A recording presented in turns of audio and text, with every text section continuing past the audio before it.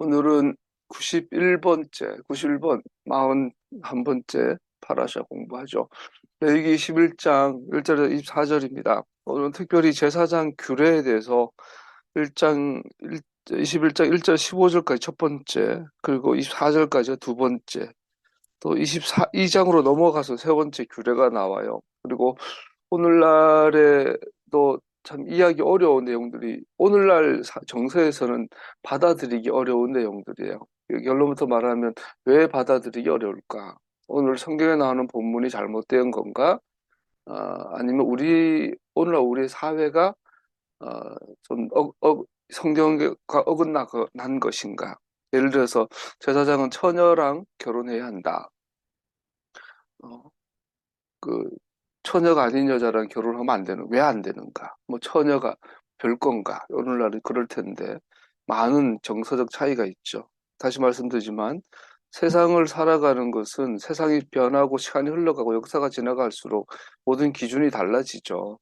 그런데 성경은 영원하다라는 이거를 우리는 반드시 전제하며 성경을 읽어야 되겠죠. 오늘 본문은 특별히 제사장들의 거룩함, 제사장들을 구별해야 되는 신성함에 대해서 말하고 있고요. 지금까지 지난주 했던 것까지는 일반 백성들, 즉 이스라엘 국가 전체로서 거룩해야 될 삶의 명령들이었죠. 다시 말씀드리지만 성경에서 말하는 거룩한 거 별거 없어요. 뭐 우리가 포함되어 얘기했는데 하나님 앞에서의 삶을 굉장히 관념적이고 어찌 가치적이고 굉장히 이상적인 어떤 삶을 자꾸 생각하게 되는데 성경에서 말하는 코람데오 하나님 앞에서 하나님 안에서의 삶은 그냥 먹는 게 다르고 입는 게 다르고 말하는 게 다르고 돈 거래하는 게 다르고 다른 거예요. 그 목록들이 있는 거죠. 목록들이. 다시 말씀드리지만 성경에서 제시하고 있는 목록들 대로 사는 게 거룩한 거예요. 거룩한 거예요. 그래서 국가 단위로 또 민속, 풍속적인 것에 대해서도 이렇게 하다가 최근에 그 우리나라 넷플릭스인가요? 드라마에 그 악녀? 악귀라는 드라마 있죠.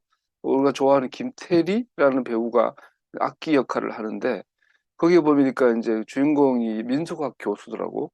보다가 처음에 이제 써머리 된 거 두 번째인가 세 번째 보다가 나는 너무 재미없어가지고 못 보겠더라고.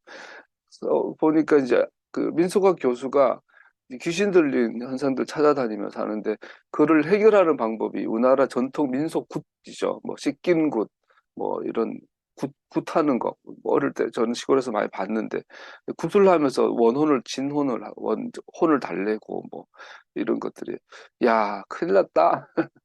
저런 기독교세가 한국 사회에서 음, 옅어지 적어지고 기독교가 한국 사회의 혐오 단체가 되어가면서 이제 한국의 문화가 아이들이 완전히 이제 노출이 되는구나. 저런 드라마를 보고 큰 아이들에게 말씀을 양육하기 참 어려워지겠다. 이게 앞으로 한국 사회는 하나님 앞에서 더욱 회복하기 힘든 중첩이 되는구나라는 생각이 많이 듭니다. 국가 단위로 하나님 앞에 거룩해지는 목록들이 나왔고 오늘은 그중에서도 특별히 아론 계통의 제사장들이 특별하게 더 높은 수준으로 구별되어야 되는 삶에 대해서 결혼, 지난주 우리가 장례가 있었는데 장례는 어떻게 할 것인가? 옷은 어떻게 입을래? 뭐 외모는 어떻게 가꿀래? 문신할래 말래? 머리는 어떻게 깎을래? 뭐 이런 이야기들이에요. 6절 그들은 주에게 제물을 살라 바치는 이들 곧 하나님께 음식을 바치는 이들이기 때문에 제사를 집전하는 자들이기 때문에 그들은 거룩해야 한다. 아론 계보의 제사장은 희생제물을 드리는 번제단 사역에 참여하기 때문에 그들은 더 높은 수준의 거룩함을 가져야 했습니다. 그래서 우리가 항상 성경을 배우는 것 중에 크게 성경의 기준이 있고 짜이트가이스트라고 그러죠. 시대 정신이 있어요. 시대 정신과 성경의 정신을 우리는 비교해 봐야 되는 거죠. 그들의 하나님의 음식이라는 구절에서 제단을 식탁으로 생각할 수 있습니다. 이는 에스겔과 말라기에서 볼 수 있습니다. 이게 굉장히 중요한데 어, 교회에서는 유카리스트, 우리가 교회에서 성만찬 그러잖아요. 성만찬 한다 그러고, 또, 심지어 뭐 어떤 목사님들은 되게 의미를 막 부여해가지고 결혼식을 또 성만찬 스타일로 해요. 포도주를 마셔라, 떡을 먹어라 그러고 장례식도 성만찬 컨셉으로 가기도 하고 뭐 귀하고 좋은데 쓸데없는 짓이죠. 성만찬이 기독교가 발명한 가장 유사 모조품이죠.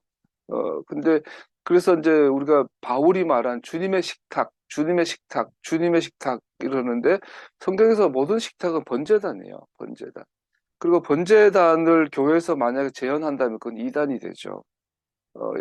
번제단은 반드시 예루살렘 성전에만 있어야 하고 번제단에서 희생제사는 반드시 번제단에서만 드려져야 하죠.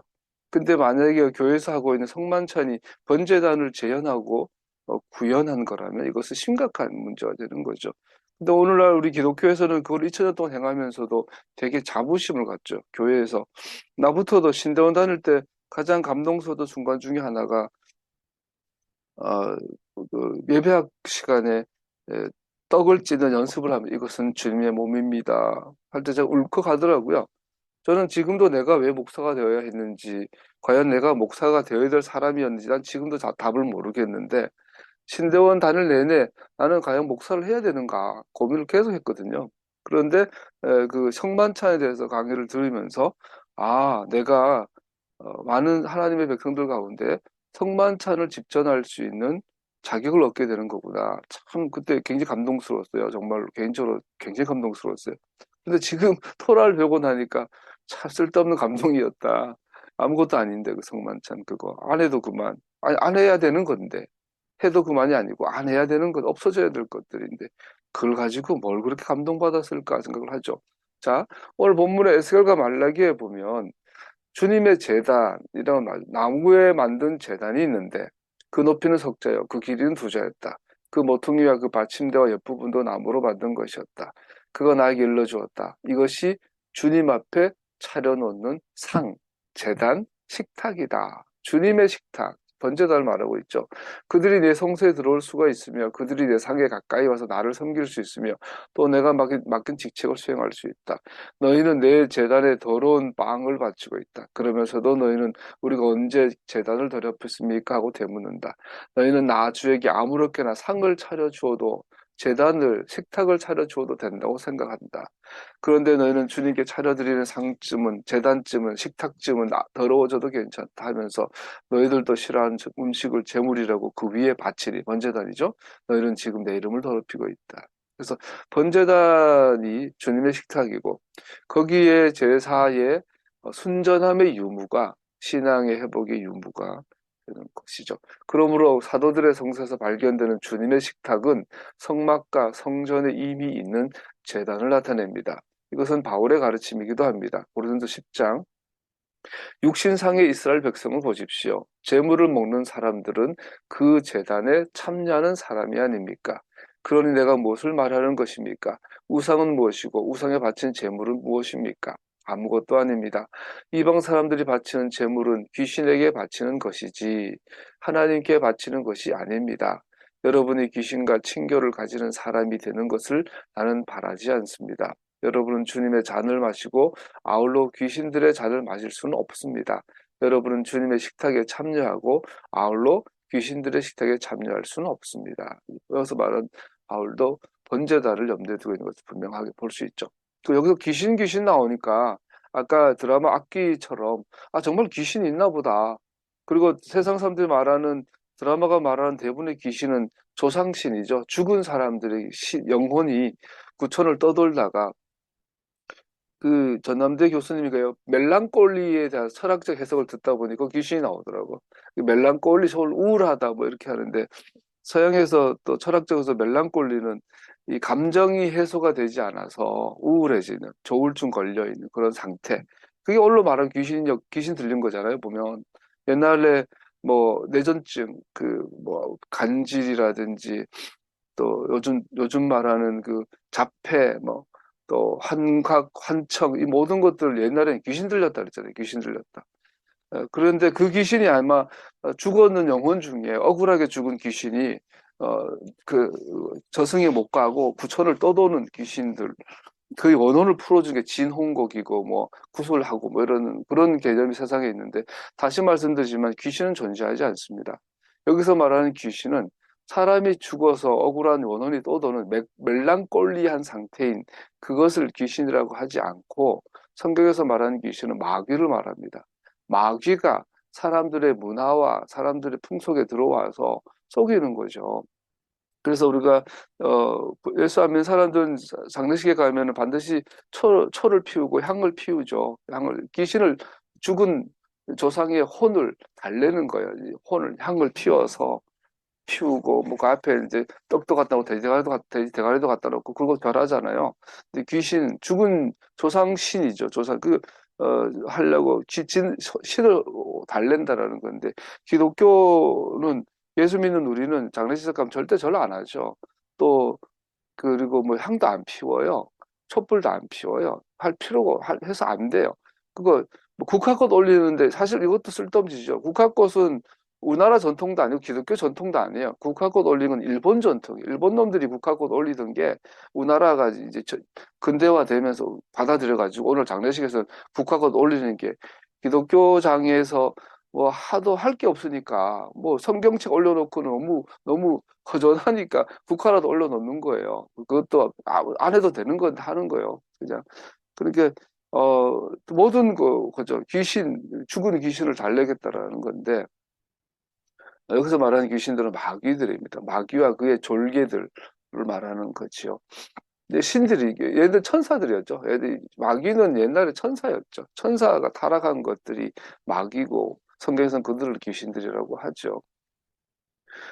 그래서 우상 이방 사람들이 하나님이다, 신이라고 섬기는 것은 성경은 분명히 마귀라고 했죠. 마귀를 섬기는 거다. 그 마귀가 그 시대에 따라 뭐 팔레스타인에서는 바알로, 또 저기 이라크, 이란 지방에서는 무르둑, 벨 신으로, 또 저기 애굽, 이집트 쪽에 가면은 뭐 무슨 신입니까? 뭐 그, 그런 뭐, 그 신으로 뭐 있잖아요. 뭐 아세르가 되기도 하고 뭐 되고 그리스 로마로 이쪽으로 가면은 제우스가 되기도 하고 뭐 포세이돈이 되기도 하고 저 북유럽으로 토르가 되기도 하고 이렇게 되는 거죠. 그런 신들한 이런 이것이 현대 우리의 문화로 들어온 게 슈퍼맨, 어벤져스 뭐 이런 애들이죠.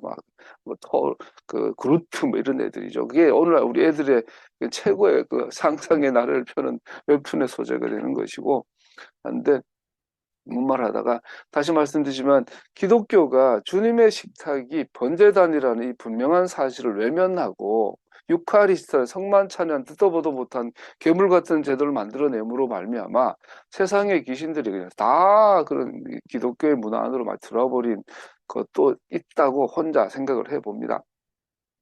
그러나 대부분의 경우 이 본문을 읽을 때 기독교인들은 주의 식탁이라는 문구를 읽을 때 대부분의 기독교회에서 큰 강당 전면에 있는 전통적인 성찬식 식탁을 언급하는 것으로 읽습니다. 그 교회 앞에 성만찬대가 있죠. 그러나 우리는 역사적으로 그런 식탁은 2세기 혹은 심지어 3세기까지 존재하지 않았다는 것을 알고 있습니다.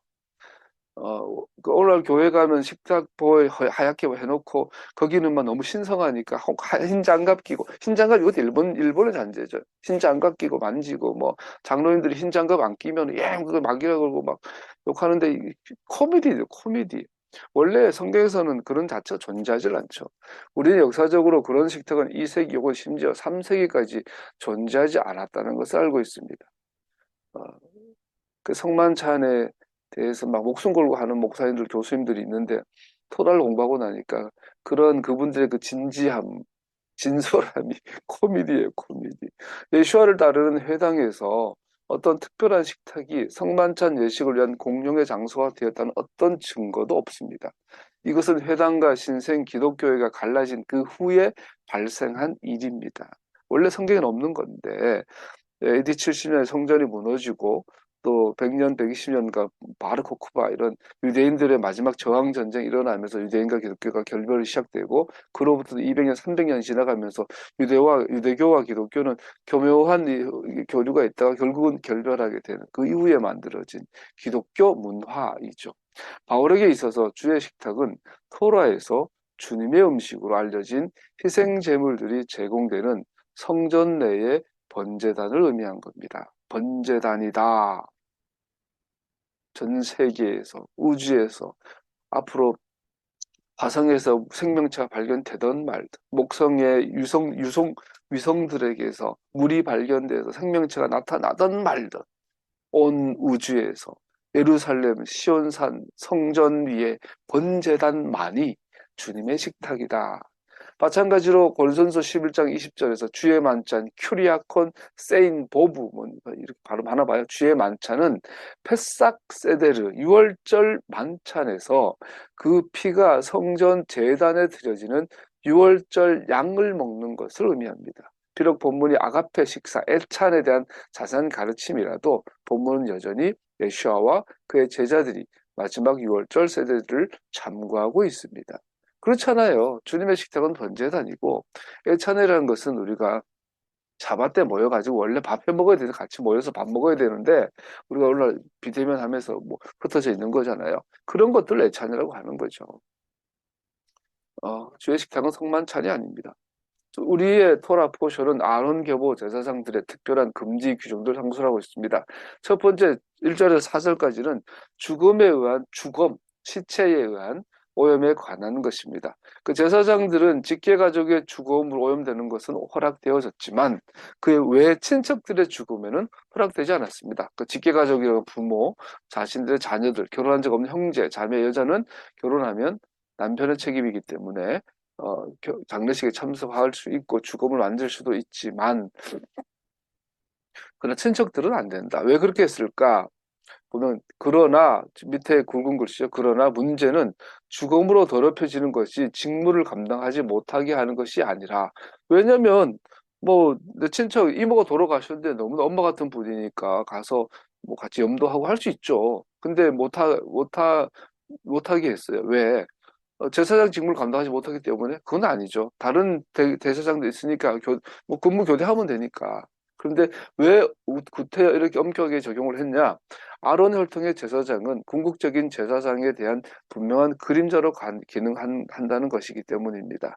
그가 오심은 죽음을 극복하기 위한 것이며 각 세대 제사장들은 오실 메시아의 전조로 살며 섬기는 것이며 가능한 죽음으로부터 분리되어야 하는 것으로 알려졌습니다. 그래서 유대인 사회에서 제사장은 죽음과 분리된 자라는 것을 계속 문화 속에, 역사 속에 각인시키기 위한 하나의 장치인 거죠. 메시지적 장치인 거죠. 그래서 이것을 전통으로 만들어서 만들었을 때 하나의 메시지가 되는 거죠. 동물의 희생제사로 특징되는 직무는 생명의 상징이 되어야 하는 그들 자신의 삶과 뜻한 대비를 이룹니다. 그러므로 제사장들의 상징적인 그림자 역할을 수행하는 것은 예수와께서 선포하신 말씀에 나는 생명을 풍성하게 주러 왔다. 제사장의 모든 사역은 예수님에 대한 그림자인데 그렇기 때문에 예수님은 생명을 주러 오신 분이기 때문에 죽음과 떨어져 있는 모습을 연출해줘야 한다. 이것을 반드시 지켜져야 했다라는 거죠. 두 번째 금지 5절에서 9절까지는 우상 종교의 제사장들과 완전한 단절과 관계가 됩니다. 고대 사회에서는 모든 문화권은 종교가 있고 또 제사장이 있고 이때는 종교가 하나의 집대성, 경전이 만들어지고 하나 체계화되기 전에 고대 사회다 보니까 섞여 있죠. 그래서 제사장들끼리도 옷도 비슷하고 하는 짓도 비슷해요. 그래서 오늘 레위기에서는 이스라엘의 제사장은 달라야 한다. 그래서 머리를 미는 것. 고대 사회에서 일반 다른 나라의 제사장들은 무당들은 머리를 밀었는데 머리 미는 것 금지. 몸에 상처 내는 것 금지. 풍요의식에 참석하는 것 금지. 엘리야가 갈멜산에서 바알의 선지자들과 전쟁 1대 800 전쟁할 때 걔네들이 막 기우제를 드려도 비가 안 내리니까 몸을 상처를 내죠. 그래도 안 되니까 엘리야가 막 놀리잖아요. 야, 니네 신이 잠들었나 보다. 소리 더 질러봐. 너네 하나님은 잠이 들었으니까 소리 질러서 깨우란 말이야. 막 했는데도 안 되죠. 네, 그런 거 금지. 풍요의식에 참석하는 거 금지. 풍요의식을 다른 말로 굉장히 음란한 성적인 의식이 하죠. 이 모든 것도 이교 제사장들의 특징들이었습니다. 그리고 제사장의 딸을 우상의 풍요식에 바치는 것은 이스라엘 백성 상상도 못하는 거였고, 그래 당시 다른 민족들에게는 그냥 상식적인 것들이었다. 아론의 제사장들은 머리 미는 것, 구렛나루 미는 것, 몸에 칼을 대는 것, 그들 일반적인 외모는 다른 이스라엘 사람들처럼 보였습니다. 그래서 그들이 특별히 구별되는 것은 하나님을 위한 그들의 직무와 그 직무를 수행하는 독특한 위치 때문입니다. 그래서 이스라엘의 제사장들은 오실 메시아, 예수와 예수님에 대한 그림자, 상징이기 때문에 하나님의 규정을 정확하게 지켜줘야 했다라는 거죠. 그래서 예수와께서도 평범한 사람의 모양으로 오셨습니다. 그의 독특함은 오직 그가 행하신 일들로 또 지금도 우리의 대제사장으로 일하고 계신 것으로 알 수 있습니다. 우리가 유대인들을 욕하고 이스라엘을 욕하지만 인정해줘야 될 게 여러 가지가 있는데 토라를 1.1획도 틀리지 않게 보존해 준 거 정말 위대한 일을 한 거고, 또 하나는 제사 제도를 몇천 년이 지나도록 보존해 준 거예요. 지금까지. 지금은 제사장도 없고 성전도 없는데도 불구하고 제사장 제도를 원형 그대로 보존하고 있어요. 참 위대한 거죠. 그런 모습들이. 그래서 이스라엘 우리 유대인들한테 참 고마워해야죠. 기독교인들 정말로 고마워해야죠. 그래서 그들의 제사 제도와 제사장의 이 규례를 보면 아, 예수님은 어떤 분인지 정확하게 딱 그려볼 수 있게 되었어요. 10절에서 15절은 특별히 대제사장 형제들 사이에 선택받아 기름 부음 받은 특별한 의복을 입었습니다. 제사장들을 향한 이 규례도 엄격한데 10절 이하부터는 그 제사장들 중에서도 특별히 어떤가는 대제사장들에게는 더 엄격한 기준이 됐다. 그 일반적인 애도의식의 참여도 금지가 되고 심지어 부모의 죽음도 만지지 못하게 금지가 되었습니다. 성소를 결코 떠날 수 없었습니다. 물론 대제사장이 성소를 떠날 수 없었다라는 규정은 대제사장이 의복을 입었을 때, 대제사장의 신분을 나타내는 의복을 입었을 때는 성소를 떠날 수 없었어요. 밖에 나갈 때는 일상복을 입어야 했고, 그래서 아마 대제사장 직무적으로 이해할 수 있습니다. 거룩한 옷을 입고는 성소를 떠날 수 없었습니다. 특히 이 같은 경우 장례식이나 매장의식에 참여할 수 없었습니다. 그 대제사장 옷을 입고는 제사만, 하나님께 예배만 드릴 수 있었다. 옷을 찢거나 머리를 푸는 것은 고대에 행하던 애도의 표시였는데 이것을 금지하는 것은 머리를 풀고 옷을 찢는 것은 특별히 죽은 자들을 애도하는 것과 관련됩니다. 일반 제사장은 가족의 애도를 위해 직무에서 놓여졌지만 대제사장은 허용되지 않았습니다. 거룩한 직무를 위해 옷을 입고 있는 동안 죽은 자를 위한 어떤 애도도 금지됩니다. 그 대제사장의 옷을 입고 있는 그 사역하는 그 순간은 엄마가 죽어도 울지 말아야 해. 아버지가 죽어도 슬퍼하지 말아야 해. 그 내가 해야 될 직무에만 전념해야 되는 것이 대제사장의 자세였어요. 쉽지 않죠. 12절에서 15절까지는 대제사장 결혼에 대한 규정도 나옵니다. 장래에 대한 규정도 나왔지만 결혼에 대한 규정도 나옵니다. 또 그리고 랍비들은 이 규정은 대제사장뿐 아니라 아론의 아들들 전부에게 다 적용된다. 왜냐하면 나머지 제사장들 중에 대제사장이 뽑히니까 누가 될지는 모르니까 다 규정이 적용됩니다. 그 결혼은 한 번의 사건이 아니라 평생을 좌우하는 특히 과거에는 결혼을 뭐 10대 초반에 했잖아요. 10살짜리가 결혼해가 죽을 때까지 인생이 결정나버리기 때문에 장래보다 결혼이 더 중요한 사건이죠. 태어나는 것보다 결혼하는 게 더 중요하죠. 누구랑 결혼하느냐가 인생을 완전히 바꾸죠. 결혼이 가장 중요하죠, 인생에 있어서. 그래서 랍비들은 이 결혼 대제사장 규정을 일반 제사장에게도 적용했어요. 제사장은 오직 이스라엘 두 가지 조건이에요. 이스라엘 사람이어야 해요. 또 하나는 처녀여야 해요. 이 두 가지 조건으로만 결혼할 수 있었어요. 과부나 이혼녀나 성적인 순결을 잃어버린 여자는 절대로 결혼할 수 없었어요. 제사장하고는. 이유는 아론에게 주어진 직무를 위해 아론 혈통을 유지해야 하기 때문입니다. 넘어가면요. 일단 우리가 여기서 한번 생각해 볼 필요가 있어요. 처녀, 순결이 뭐 그렇게 중요해? 이게 오늘날의 정서잖아요. 거추장상 오늘날은 순결을 결혼하기 전에 성적인 순결을 갖고 있는 것을 거추장하게 생각해요. 오히려 거추장스럽고 뭐 별로 의미 없는 것 같고 언젠가 성관계 할 건데 꼭 그렇게 할 필요가 있나?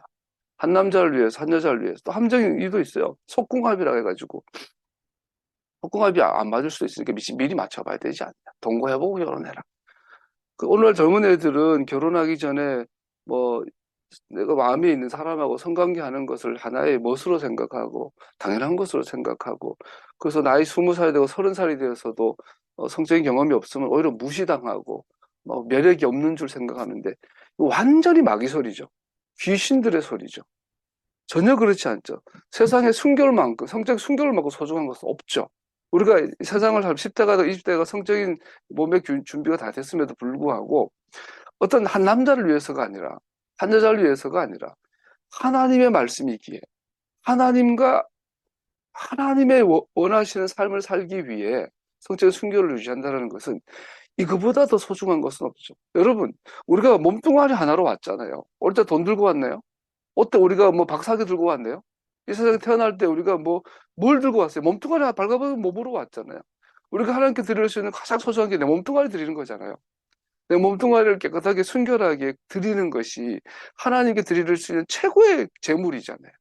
그런데 왜 순결이 별거 아닙니까? 왜 혼전 순결이 왜 소중하지 않습니까? 그보다 더 소중한 게 세상이 어디 있습니까? 세상이 너무 악하고 너무 음란해져서 혼전의 순결을 쉽게 생각하고 성관계 한 사람들을 너무 많으니까 정죄하지 못하고 불쌍하니까 받아들여 주는 것이 그게 정상은 아니지 않습니까? 제사장도 마찬가지. 왜 제사장은 처녀랑 결혼해야 하는가? 사람이 결혼이라는 신성한 하나님 허락한 제도권 하기 전에 자기 몸을 성적으로 순결하게 유지하는 것이 하나님의 뜻이기 때문에 최소한 제사장만이라도 지켜라는 거 아닙니까? 오늘 세상은 거꾸로 가고 있어요. 내 몸의 결정은 내가 한다. 심지어 여대생 기집애들이 섹스하고 임신을 했는데 아이 낳을지 말지도 내가 결정한다. 이 마귀 소리죠, 마귀 소리. 오늘날의 문화, 드라마, 웹툰, 너무나 예쁜 아가씨가 막 좋은 대학을 나고 너무나 책도 많이 읽어서 고결한 품위가 있는 아가씨가 또 너무나 멋있는 남자가 나와가지고 유재석이와 만나고 뭐 아는 형님이 나와가지고 드라마에 나와가지고 그런 것들 조장을 하죠. 애들이 그걸 보고 인스타를 보고 인스타그램이 알잖아요. 인스타그램은 회사 규정 자체가요. 전 세계에 마약이 퍼지고 남미의 마약 카르텔들이 가장 선호하는 그 인스타그램이에요. 선호하는 그 인터넷 SNS가 인스타그램이에요. 인스타그램을 통해서 마약을 유통하고 있는데 인스타그램 본사에서는 못 본 채하고 있죠. 그리고 인스타그램을 통해서 전 세계에 만연되는 게 외모 지상주의죠. 근데 거기에 대한 역효과를 사회과학자들이 설명을 해가지고 법적으로 제재를 해야 된다고 말하고 있는데 인스타그램 본사에서 문 닫고 페이스북 하는 애들 조커버그 얘들 제가 심각해요. 걔네들 돈 때문에 그렇게 사상을 하고 있는 거죠. 자, 굉장히 중요합니다. 그래서 뭐 성적인 순결 맞습니다. 결혼 전에 성관계하지 않는 것은 순결 맞습니다. 그 순결을 잃어버린 것에 대해서 어, 그래도 하나님이 사랑하시고 하나님께서 돌아오길 기다리시기 때문에 우리가 용서를 이야기하고 괜찮다고 말하지만 그것이 원래의 정답은 아닙니다. 우리는 분명히 알아야 되고요. 나를 향해 돌을 던져도 그게 성경이에요. 어떡하겠어요? 그래서 우리 교회 아이들은 가르쳐야 돼요. 정죄하고 스스로 막 난 이미 늦었어 이게 아니죠. 순결은 마음에 있는 거 맞아요. 그런 몸도 있어요. 그 몸은 이미 순결을 잃어버렸거나 내가 버렸다면 어쩔 수 없어요. 그거는 다시 시작하는 거죠. 다시 순결한 상태로 돌아갈 수 있으니까 우리는 그렇게 순결 강조해야 되는 건 맞습니다. 그거를 정죄하고 답답하게 가두어서는 안 되겠지만 답은 답입니다. 기준은 기준인 거고요. 16절에서 23절 몸에 흠이 있는 사람은 제사장 직무에 금지됩니다. 이것도 참 아이러니합니다. 시각장애자, 청각장애자, 기형 얼굴, 다른 신체 장애, 뭐 팔이 하나 없다거나 짧다거나 발의 기형, 곱사 등 난쟁이, 눈의 결점, 습진, 종기, 고환상 환자 12가지를 또 랍비는 심지어 142개로 디테일하게 확대를 합니다. 외모를 제사장을 굉장히 중요한 기준으로 삼습니다. 여기서 말하는 외모는 잘생겼고 못생겼고가 아니라 몸에 장애가 있냐 없냐라는 거예요. 흥미로운 것은 부적절한 희생제물과 제사장 자격 박탈한 목록이 굉장히 유사합니다. 그래서 양 가운데서도 눈이 하나 없다거나 양인데 절닭을 하면 얘는 제사 제물에서 되는 것. 즉 이런 것들은 열등하고 우등화의 개념이 아닌다는 거예요. 오해하면 안 되는 게 하나님께서는 장애인들을 어, 제사장이 될 수 없을 열등한 존재로 보시는가? 그게 아니란 걸 알 수 있죠. 왜냐하면 함께 제사 음식을 먹을 수 있다. 그러나 제사 직무를 위해서는 배제가 된다. 어, 동물, 생제물도 마찬가지죠. 뭐 여러 가지 뭐 궁핍한 이야기일 수도 있지만 제도는 굉장한 노동력을 의미합니다. 굉장한 노동을 해야 되고 굉장히 그 디테일한 수준의 정교한 노동을 해야 되죠. 새를 잡을 때는 한 손에 손톱으로 새의 목을 따고 배를 가르고 손톱으로 가르고 정교하게 내장을 드러내고 피가 함부로 튀어서도 안 되고 그런 정교한 작업들 우리가 그 소라는 큰 몸을 잡아서 칼로 예민하게 점이고 뼈가 상하지 말아야 되고 뼈가 꺾이지 말아야 되고 피가 기름이 구분이 돼야 되고 이런 것은 엄청난 노동과 정교한 그 스킬이 테크닉이 필요하죠. 여기에 몸에 장애를 갖고 있는 사람은 절대 불가능하죠. 저희들은 제가 일하는 곳이 장애인 보호 장갑장이기 때문에 너무나 잘 알아요. 직무 지도라는 것을 하고 우리 장애인들은 항상 1년에 몇 번씩 직무 강화 지도를 하고 직무 교육을 하거든요. 그래서 그 간단해요. 나사를 오른쪽으로 돌릴 수 있는가? 오른쪽, 왼쪽을 구분할 수 있는가? 나사가 크고 작은 것을 구분할 수, 이것이 그들의 평가 점수예요. 근데 장애인들 대부분이요, 나사가 오른쪽 돌리는 거, 왼쪽 돌리는 것도 구별 못하는 사람들이 태반이에요. 네모난 거, 세모난 거 구별도 못하는 사람들 되게 많아요. 그래서 장애인들하고 콘센트 작업을 하면요, 이 친구는 1년 내내 하나만 해야 돼요. 스프링 끼운 사람은 1년 내내 하루에 8시간씩 그 스프링만 끼워야 돼요. 그 친구한테 뭐 포장을 맡긴다거나 다른 나사 돌리는 거 맡기면 전부 다 불량 나요. 그러니까 장애인들에게 이런 고노동, 고중력, 고노동의 또 이 섬세한 노동을 시킬 수가 없으니까 어, 당연히 신체 장애인들은 제사장 직무에서 배제되는 것은 뭐 당연하다고 생각을 합니다. 물론 다른 의미들도 있겠지만 그냥 눈으로만 봐서 그러나 이들은 제사장에 드리는 음식은 같이 먹을 수 있었어요. 그러니까 근본적으로 본질적으로 하나님께 가까이 감에 있어서는 아무런 제약이 없어요. 그러나 그런 기능적인 부분에 있어서는 현실적인 것들이 있었다라고 나는 그냥 그렇게 간단하게 보려고 합니다. 더 깊은 의미도 있겠지만요. 이러한 제사장 규정의 중요성은 무엇인가? 하나님과 그의 메시아, 우리의 대제사장에 대해 무엇을 가르쳐 줍니까? 제사장은 신체 장애가 없어야 한다는 것은 분명 제사장 직무를 위해 높은 수준을 요구하는 것을 말합니다. 희생제물처럼 흠이나 점이 없이 제사장은 삶에 흠 없는 삶이어야 거룩하신 분 앞에서 자기 직무를 수행할 수 있습니다. 예수와의 제 없으심은 우리의 대제사장으로 그의 자격을 위한 기본적인 필요 조건이었습니다. 예수는 모든 것에 흠이 없었다. 제사장은 오직 이스라엘 처녀와만 또 나오네요. 처녀와만 결혼할 수 있다는 것은 인간의 죄와 전혀 무관하게 오셨다는 사실에 대한 예증입니다. 그는 기적적 출생으로 아담의 죄와 무관하게 오셨고 우리의 죄를 속하는 흠 없는 하나님의 어린 양으로 오셨습니다. 자, 예수님께서 이 땅에 오시는 방법은 출생이라는 방법인데 출생과 출산의 방법인데 이 출생과 출산이 일반적인 방법과 다르게 오셔야 한다라는 전제가 있는 거예요. 왜?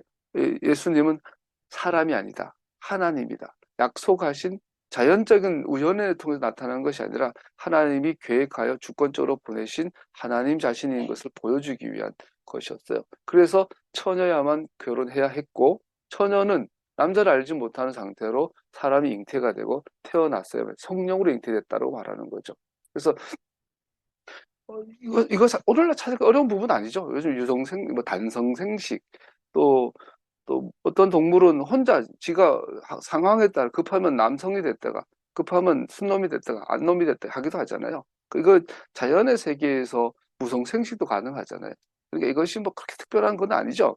그러나 사람은 반드시 남자의 정자와 여자의 난자가 만나야만 되는데 하나님은 여기 보면은 그죠? 우리는 여기 생각하자. 그 요셉의 정자는 있고 정자 없이 마리아의 난자로만 됐다고 생각을 하는데 또 모르죠. 마리아의 난자조차도 개입이 안 되는 하나님이 있을 수 있는 거죠. 어쨌든 어, 초자연적인 일반적이지 않는 유니크한 방식으로 유니크한데 우주에서 유일한 유니크한 방식으로 예수님은 이 땅에 오셨어요. 이것은 이삭이 그랬죠.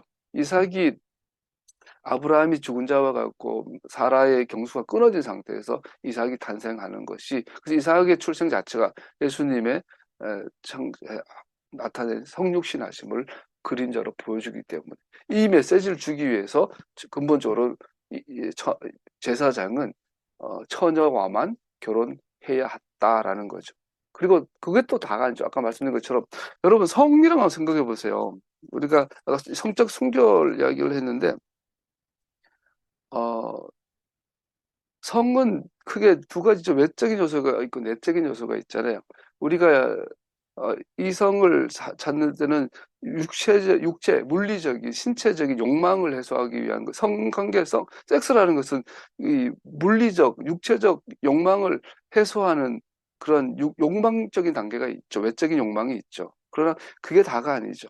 사람이 정말로 그 내면에 우리 내면의 빈자리가 있잖아요. 이것은 인간이 갖고 있는 공허함이죠. 아담이 낙원에서 쫓겨났어요. 그래서 난 그 생각을 해보거든요. 아담이 낙원에 쫓겨났는데 이 아담은 낙원이 어디 있는지 알아요. 저기서 몇 시간 걸어가면 거기 에덴 동산인데 나는 왜 못 들어갈까? 와서 농사를 지어봤더니 농사가 너무 잘 돼. 그래서 막 1년에 10억, 20억씩 돈을 벌었어. 또 유명해지고 건강해지고 행복해졌어. 자식도 생기고 이제 세상에서 잘 먹고 잘 살아. 근데 채워지질 않아.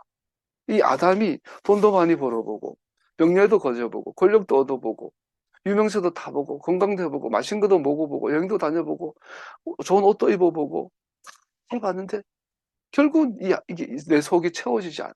그게 뭐예요? 아담이 어느 날 깨닫죠. 눈을 들어 에덴을 향하여 먼 하늘 쳐다봤더니 눈물 뚝 떨어지겠죠. 내가 에덴에서 쫓겨난 실낙원한 내가 이 땅에서 아무리 행복해도 내가 에덴으로 돌아가지 않는 한 궁극적인 나의 공허함은 채워지지 않는구나. 우리가 이성을 찾고 사랑하는 사람을 찾고 누군가를 사랑하고 싶어하는, 누군가를 연애하고 싶고 만나고 싶다 보면 만지고 싶고 성관계하고 싶고, 근데 그런 외적인 욕망 그 이면에 우리 속에 채워지지 않는 빈 공허함이 있는 거예요. 이것이 하나님께서 우리에게 예수님 순결이란 건 뭡니까?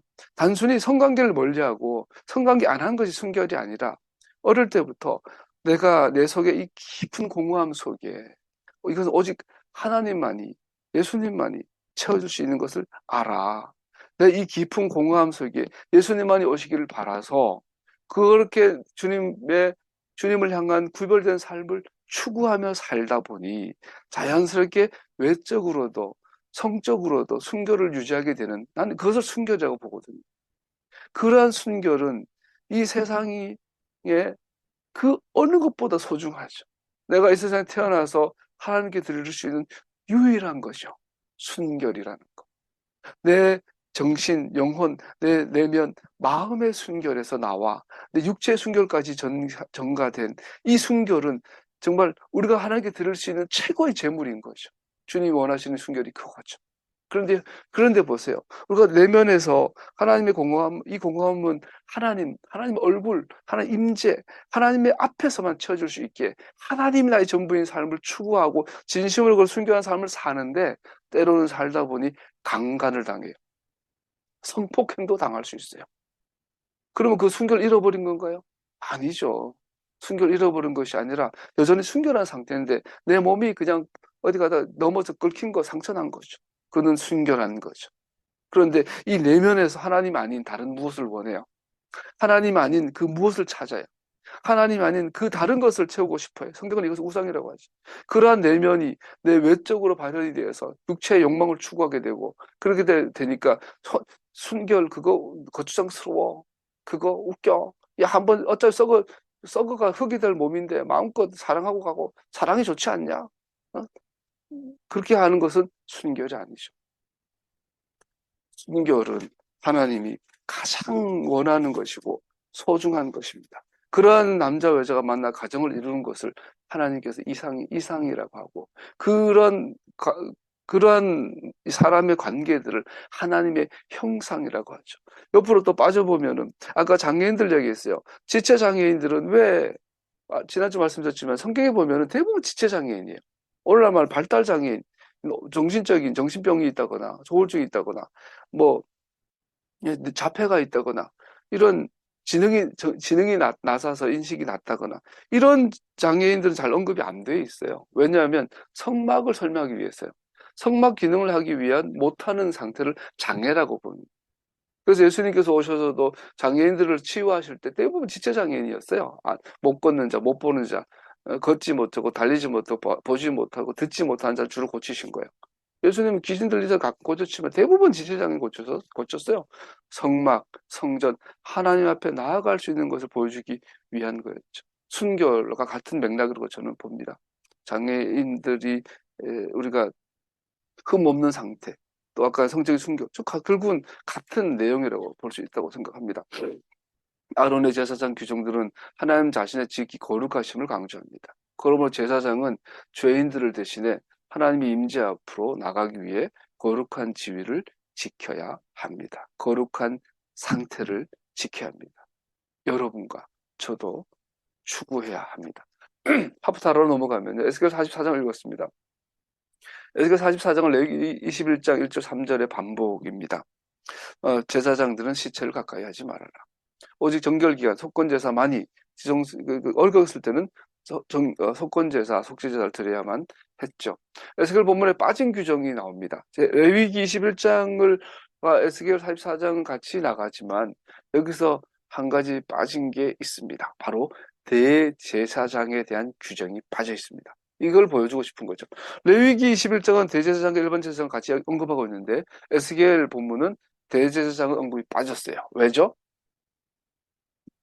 천년 왕국, 예수님께서 오셔서 십자가 달리신 초림, 죽으시고 장사되시고 부활하셔서 하나님 우편에 지금 살아계셔서 우리를 중보하고 계시다가 재림, 다시 오셔서 세상을 메시아의 왕국으로 하나님 나라로 다스릴 그 천년 왕국이 오면 대제사장이 필요가 없죠. 왜?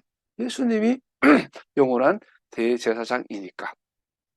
에스겔의 한상에서 대제사장이 없어지고 대신에 왕이 나옵니다. 나쉬, 우두머리, 지배자, 왕, 군주, 방백, 족장, 지도자라는 뜻의 나쉬가 등장합니다. 왕이 정확하게 대제사장의 직무를 수행하게 됩니다. 그래서 다시 오시는 재림하시는 예수님은 이제부터는 왕의 모습, 제사장이시지만 왕 같은 제사장이 되는 거죠. 그는 안식일과 월석에 희생제물을 드리고 현관문을 통해 현관 내부로 들어갈 수 있는 유일한 사람, 왕이 됩니다. 에스겔에 있어서 왕은 코헨 하가돌의 직무, 대제사장의 직무를 맡은 자가 됩니다. 그러면 이 왕은 누구입니까? 에스겔 성전 환상 속의 왕자는 메시아입니다. 그때 나 주가 그들의 하나님이 되고 내 종 다윗은 그들의 왕이 될 것이다. 나 주가 말했다.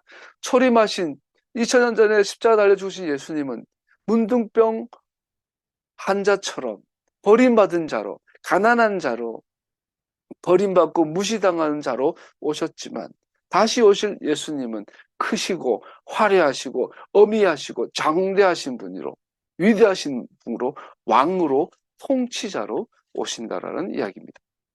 여기 천년왕국 성전에서 대제사장 역할을 하는 제사장 또한 왕의 지위를 갖습니다. 그는 왕이며 제사장이신 스가랴의 환상 속의 제사장입니다. 왕인데 제사장이죠. 같이 읽어볼까요? 스가랴 6장 시작. 너는 그에게 이렇게 말하여라. 나 만군의 주가 이렇게 말한다. 이 사람을 보아라. 그의 이름은 새싹이다. 그가 제자리에서 새싹처럼 돋아나서 주의 성전을 지을 것이다. 그가 주의 성전을 지을 것이며 위엄을 갖추고 왕좌에 앉아서 다스릴 것이다. 한 제사장이 그 왕자 곁에 설 것이며 이 두 사람이 평화롭게 조화를 이루며 함께 일할 것이다. 천년왕국 성전에서 왜 희생제사가 드려진지를 이해하는 것은 어떤 사람들이 어려운 일입니다. 근데 아니 천년왕국이면 예수님께 다시 오셨는데 십자가에서 구원을 이루셨는데 왜 성전에서 또 희생제사가 제사를 드려야 합니까? 기독교인들은 절대 주도교회는 이해 못하죠. 만약 예수와의 희생이 성막과 성전에서 드려지던 희생제사의 완성이라면 천년왕국 성전에서 희생제사가 드려질 필요가 무엇인가? 그런 제사가 예수와의 죽음에 대한 가치를 손상시키며 그의 죽으심은 충분하지 않다라는 가르침을 주는 거 아닌가? 이 질문이 기독교가 2000년 동안 하고 있는 질문이에요. 아니, 천년왕국에 제사가 있다는 말은 예수님의 십자가가 부족하다는 얘기야? 십자가 플러스 알파가 있다는 이야기야? 그의 대답은 물론 아니오입니다. 이스라엘이 처음으로 희생제사를 드릴 때부터 그들을 결코 죄의 최종적이고 완전한 속죄에 대한 수단으로 드리지 않았습니다. 즉 다시 말씀드리지만 메시아닉 운동을 율법주의라고 이단이라고 하는 많은 기독교인들이 착각하는 게 레위기 희생제사를 드려서 하나님 앞에 나아갈 수 있다고 생각하는 거예요. 죄를 사함받을 수 있다고 생각하는 거예요. 전혀 그렇지 않죠. 이스라엘의 희생제사는 죄에 대한 궁극적인 속죄를 말하는 것이 아니라 이스라엘의 희생제사는 메시아가 와야 한다. 메시아가 오셔야만 죄가 해결된다는 보여주는 그림자 역할인 거죠. 십자가 외에 제사가 필요한 것이 아니라 제사를 통해서만 십자가를 선명하게 볼 수 있는 것이죠. 그래서 십자가로만 예수님의 십자가의 희생으로만 속죄가 구원이 구속이 완전하게 성취가 되는 것이죠. 즉 희생제사는 드려도 그만 안 드려도 그만인데 드릴 때 십자가가 선명히 보이는 것이죠. 그렇기 때문에 천년왕국에서 희생제사 드린다고 더 어려워지는 것도 아닌데 여전히 돌아가시 십자가에 달려 죽으셨던 예수님을 기억하게 하는 것이 희생제사, 기억의 매개체로서 역할을 위해서 드리는 것이죠. 그것들은 이스라엘 백성들이 성전제사에 참여할 수 있는 의식적 깨끗함을 주는 기능을 하였고 특별히 메시아의 진정한 영원한 희생에 대한 그림자로 기능한 것이었습니다. 희생제사는 메시아의 희생의 사역에 대한 그림이나 신적 계시로서 그것들은 이스라엘 백성들로 메시아의 죽으심이 필요하다, 메시아가 필요하다는 것을 이해할 수 있게 해주었습니다. 그것이 구원의 힘이 있는 것이 아니었죠. 순전한 희생자는 죄의 심판을 취하며 피를 흘림으로 그 대가를 지불합니다. 그러므로 천년왕국 희생제사들은 정확하게 같은 방식으로 기능할 것입니다. 성막과 성전의 희생제사들이 메시아의 죽으심을 미리 가리키는 반면에 천년왕국 성전의 희생제사들은 그의 죽으심을 하나님의 백성들을 위한 하나님의 희생으로 과거를 가리킬 것입니다. 십자가 사건은 우주에서 다 단번이에요. 성막과 성전의 희생제사들은 오실 메시아를 가리킨다면 천년왕국의 희생제사들은 십자가에 달리신 메시아를 기억하게 하는 것이죠. 사도들의 성서 누가복음 11장 29절 44절을 봤습니다. 본문은 정하고 부정함을 적용하는 것에 예수님의 가르침을 보여줍니다. 우리 요가복음 11장에 봤잖아요. 요나의 표적밖에 보여줄 것이 없다. 그리고 밥 먹기 전에 손 씻으라고 하는데 손 씻을 필요 없다. 씻으면 좋은데 안 씻어도 괜찮다. 이 내용이었죠. 토라에 주어진 정결한 규례는 이스라엘의 하나님의 거룩하심을 가르치기 위한 기능을 했습니다. 죄인이 하나님과 화해할 수 있는 수단이며 하나님이 거룩하신 것처럼 그의 백성들도 거룩하라고 하신 말씀을 이룬 수단의 기능을 하였습니다. 즉 정결의식은 사람은 하나님과 교제를 위해서 깨끗해질 필요가 있음을 가르치기 위한 것입니다. 정결 의례를 한다고 우리가 궁극적으로 정결해지는 것이 아니라 정결 의례를 지키면서 우리는 깨끗해질 필요가 있음을 기억하게 되죠. 이것은 우리 주님의 시대의 많은 이스라엘 사람들과 마찬가지로 모든 세대에도 적용되는 진리입니다. 설명된 의식들을 실행하면서도 그 의식들이 가르치고 있는 영원한 교훈들을 놓치기 쉽습니다. 이것은 의식이 잘못되었다거나 필요 없다는 것이 아닙니다. 정결례가, 제사가 필요 없다는 것이 아닙니다. 정반대입니다. 의식들은 하나님께서 명령하신 것들입니다. 왜냐하면 그 의식들의 정확한 실행이기 때문입니다. 하나님을 알고 하나님을 기쁘시게 해드리는 마음을 가지고 실행할 때 그것들은 하나님께서 우리가 알기를 원하시는 영원한 진리를 가르칩니다. 우리가 토라에서 나오는 그 의식들을 하나님을 기쁘시게 해드리는 그 진정한 마음으로 실행할 때 우리는 정말로 영원한 진리를 정확하게 보게 되는 거죠. 인디아나 존스는 정말 사기꾼 중에 사기꾼이지만 그 영화에 보면 재미있는 묘사가 있잖아요. 옛날에 그 서부 영화도 보면 서부 영화에 보면 어떤 골짜기 안에 금이 있어요. 그 황금 맥이 있는데 이것은 평소에는 옆에서 봐도 안 보여요. 반드시 매일 일정한 시각에 일정한 각도에서 햇빛이 비칠 때 그 햇빛을 따라 어떤 봉우리에 그림자가 맺히는데 그림자가 비치는 정확한 그 지점이 금맥이 있는 곳이에요. 그러니까 반드시 그 시각에 태양의 고도가 정확하게 일치하는 거 1년 딱 한 번이죠. 그때 그 지점을 파면 금이 나와요. 그런 영화가 있었어요. 마찬가지예요. 우리가 하나님을 사랑하고 기뻐하시는 마음으로 토라의 의식들을 정확하게 실행할 때 정확하게 십자가를 다 정확하게 비춰주는 거예요. 그 역할이라는 거죠. 오늘 사도들의 본문은 예수님을 이스라엘이 하나님의 말씀을 무시했고 그래서 하나님의 심판 아래 있다고 경고하시는 옛 선지자들의 한 분처럼 말씀하십니다. 요나의 메시지는 니느웨를 가지고 경고하는 것이었습니다. 하지만 요나보다 더 위대한 분이 그들 가운데 계시고 그들은 하나님의 보내신 분의 가르침을 거절하였습니다. 진리의 빛이 그들 위에 비춰졌지만 그들은 여전히 어두운 가운데 있습니다. 이것을 경고하고 있죠. 지금도 진리의 빛을 비추는데 니들이 못 알아듣는구나. 손을 씻는 것에 대한 논쟁은 경고와 심판에 대한 그 음성입니다. 예수님께서 그의 선지자들 같은 메시지를 전하신 후에 한 바리새인이 그를 점심에 초대하였습니다. 바리새인의 눈에 이 심판의 교사는 그의 백성을 거룩함을 새롭게 강조하는 것으로 초대하는 것으로 그를 바리새인들의 주장과 어울리는 것이었습니다. 그러나 바리새인들 보기 예수님은 자기 편인 줄 알았던 거죠. 그러나 예수님의 말씀의 결론을 수용하는 것은 특별히 그 시대의 많은 바리새인들처럼 자신들을 경건에 대한 높은 수준을 보여주는 것으로 생각하는 자들에게는 끔찍한 것이었습니다. 그리고 바리새인들이 예수님 연하의 메시지 듣고 보니까 이분 선지자네. 우리랑 같은 편이네. 우리 편이네. 그래서 집에 초대해가지고 밥을 먹었는데 그래서 우리 편인 줄 알았는데 손을 씻었는데 예수님 손 안 씻어요. 일부러 안 씻은 거죠. 그러니까 우리 편이었는데 그때 예수님께서 이 바리새인들이 뜨끔할 표현을 하는 거죠. 야, 자네 겉이 깨끗하면 뭐하냐? 속이 더러운데.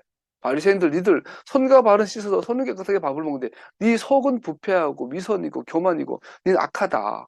이렇게 했더니 바리새인들이 눈이 번쩍 띄었던 그 이야기죠. 선지자들처럼 예수님께서는 자주 반응을 상기시키시고 가르침의 장을 마련하기 위해 끝까지 밀어붙이십니다. 여기서 이제 바리새인들이 어안이 벙벙할 때 예수님은 마지막까지 더 집요하게 밀어넣죠. 바리새인들은 중간에 보세요. 손을 씻는 것은 제사장들이 제의적 정결 상태에서 제사장 음식을 먹는 것을 위해 요구된 제사장의 순결 정도를 모방하는 것을 희망하여 먹기 전에 손 씻는 규정을 제정하였습니다. 무슨 말이냐면 제사장이 제사 들기 전에 물두멍에 손 씻은 것처럼 혀에 혓바닥에 바늘이 나가지고 지금 발음이 잘 안 됩니다. 했던 것처럼 일상생활에서도 우리가 손 씻고 밥 먹자. 그래서 제사장들 정도 그 수준으로 경건하게 거룩하게 살자. 의도는 되게 좋았죠. 그런데 나중에는 이것이 위선이 되어버린 거죠. 그래서 손 씻고 먹는 것에서 나는 깨끗해, 정결해 하고 거들먹거리는 거리가 되어버린 거죠. 위선이 된 거죠. 예수님은 하나님의 명령을 범한 것이 아니다. 그는 랍비들의 한락하의 목적에 대해 토론할 것을 초청하고 계신 겁니다. 즉 예수님은 바리새인들에게 야, 토론 좀 해보자. 니들이 손을 씻고 제사장처럼 성결하게 살고 싶어하는 것은 좋다. 니들 처음엔 순수한 동기였다. 그런데 시간이 지나가면서 니들이 손을 씻고 삶은 불의와 정결하지 못하고 삶은 불의하고 음란해. 그럼 뭐가 문제냐? 손 안 씻고 먹고 손을 안 씻되 하나님 앞에 정결하게 사는 거가 손을 씻는데 하나님 앞에 불의하게 사는 것 중에 뭐가 더 낫니? 라고 토론 좀 해보자. 했더니 바리새인들이 화가 나서 예수님을 죽이려고 하죠. 바리새인들은 그 부조화를 즉시 알아차렸습니다. 예수님께서는 사람들을 거룩함으로 초대하십니다. 그러나 바리새인들이 규정한 정결의 높은 수준을 높이는 것은 거절하셨습니다. 그는 손 씻는 의식 없이 식사하셨습니다. 여기서 그의 가르침은 41절로 요약이 됩니다. 41절 읽어드릴게요. 그 속에 있는 것으로 자선을 베풀어라. 그리하면 모든 것이 너에게 깨끗하여질 것이다. 즉 너희 바리새파 사람들에게 화가 있다. 너희는 박하와 운양과 온갖 채소의 11조는 바치면서 정의와 하나님께 대한 사랑은 소홀히 여긴다. 네가 손과 발은 잘 씻는데 정의는 어디 갔고 사랑은 어디 갔냐. 그런 것들도 반드시 행해야 하지만 이런 것들도 소홀히 하지 않았어야 했다. 지난 한 주간을 우리나라를 돌아보세요. 전 세계에서 후쿠시마 핵 폐수를 방류하는 것을 옹호하는 브리핑하는 유일한 정부 대한민국. 대한민국 정부가 그래요. 일본 정부가 결정하면 겸허히 받아들이겠다. 이 미친놈들 아니에요. 왜 일본 정부의 결정을 우리 정부가 겸허히 받아들이냐고. 우리가 죄인이냐고. 김건희가 양평에 양지면으로 가는 두물머리 지나가는 고속도로를 강상면으로 옮기려고요. 몇 천억을 썼어요. 그랬더니 원희룡이가 제주의 천재, 제주가 나온 천재, 제주의 아들 원희룡이가 에이 성질 나기 더러워서 못해 먹겠어 이렇게 성질 냈다 그래요. 그러고는 제가 또 과장한 거죠. 전면 백지화 민주당에 사과하면 다시 해보겠다. 뭔가 좀 비정상인 사람들이잖아요. 얘네들 뭘 그렇게 먹고 깝치냐. 34%의 그 공고한 시멘트 지지층 기독교인들 한국교회를 믿고 저러고 있는 거예요. 지금 보니까 나라가 망해가고 있어요. 삼성전자 순이익이 작년 대비 95.6%인가 마이너스예요. 근데 그 작년의 기준 자체가 코로나 전으로 따지면 반토막 난 거죠. 나라가 망해가고 있어요. 기독교인들이 지지하는 정권 때문에. 정의가 뭡니까? 이번에 IAEA에서 말하는 정의, 저스티피케이션은 그거래요. 원전을 보고 타당성을 조사했을 때 원전의 폐수를 했을 때 얻는 손해와 안 했을 때 얻는 손해를 비교했을 때 방류를 해가지고 얻는 피해가 전체적으로 더 이익이 된다고 했을 때 이걸 정의라고 하는데요. 이것을 행하면 손해를 끼치지만 전체적으로는 더 이익이 됐을 때 그걸 정의라고 한대요. 그런데 IAEA가 이 정의는 일본 정부에게 맡긴다. 뇌물을 받아먹고. 정의가 없어요, 세상에. 예수 믿는 우리들은 정의를 이야기해야 되는데 불의를 편들고 불의를 이야기하고 있는 거죠. 그러고 나서 교회에서 11조를 드려요. 그거는 김기현 씨가 고속도로를 KTX를 자기 땅으로 틀어버렸잖아요. 김기현 장로님이. 그러고는 대장동 사건 이야기를 해요. 지 마누란 주식 투자해가지고 그렇게 남은 사기를 쳐먹으면서 정경심 교수의 예? 뭡니까 그 투자한 것 가지고는 조사하다 안 나오니까 표창장으로 사람 집어넣어가지고 저기 생사 표창장 그 위조했다는 증거도 없이 얼마나 야비하고 얼마나 비열합니까? 대장동 가지고 이재명 그렇게 괴롭히더니 지들은 양평에 그냥 불법으로 수백억을 헤쳐먹고 1조 8천억 든 10년 동안 예비 타당성 했던 것들을 한순간 틀어버리고 이거 얼마나 야비합니까? 이러한 불의한 정권은 기독교를 등을 업고 저런 짓을 하고 있는데 여전히 기독교에서는 문재인은 빨갱이 그러고 있으니 그러고는 내일 주일날 보세요. 교회 꽉꽉 찰 거예요. 눈물 찌찌 흘리고 찬양할 거예요. 시불자 드리고 할 거, 선교사 보내고 할 거예요. 예수님께서 오늘날 요나의 경고를 주고 있죠. 네가 손과 발을 씻었으면 겉도 깨끗하고 속도 깨끗해야 될 것이다. 하나님께 드린 선물처럼 내 속의 것을 드리는 것에 관심을 가져라. 그러면 모든 것이 너를 위해 적합한 정결함의 의미를 갖게 될 것이다. 내 영혼이 죄로 쌓여 있다면, 이기심, 가직, 불순종이 쌓여 있다면 손을 씻는 것은 아무런 의미가 없다. 예수님께서는 항상 외적인 의식은 하나님과의 영원한 관계에 대해 가르치기 위해 주어진 것이라고 가르칩니다. 우리가 외적인 의식에만 집중하고 그것이 주는 가르침을 놓쳐버린다면 의식 자체는 아무런 의미가 없습니다. 예수님은 인간이 만든 손 씻는 의식을 부정한 것이 아닙니다. 손 씻는 거 좋다. 그는 우리가 먹기 전에 손을 씻는 것은 우리 영혼의 교훈을 주는 것이라는 것을 기억하기를 단순히 원하시는 것입니다. 우리 영혼 또한 깨끗해질 필요가 있습니다. 이것이 순결이죠. 그러한 여러분과 제가 되기를 축복합니다.